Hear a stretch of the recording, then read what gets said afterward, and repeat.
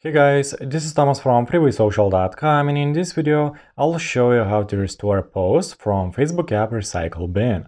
Once you restore your deleted post from Recycle Bin, just follow these steps and you will learn how to do it.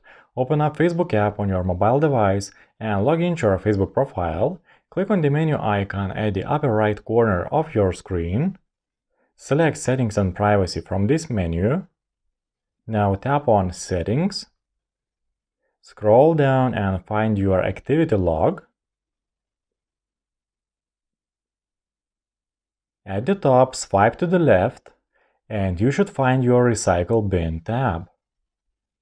Here just search for the post you would like to restore and click on the three dot icon at the right and click on Restore to Profile. Select Restore again to confirm that you want to restore this Facebook post and it will be republished. Done! I hope this guide was helpful and you were able to restore a post from Facebook app Recycle Bin. Don't forget to like this video and visit us at freewaysocial.com.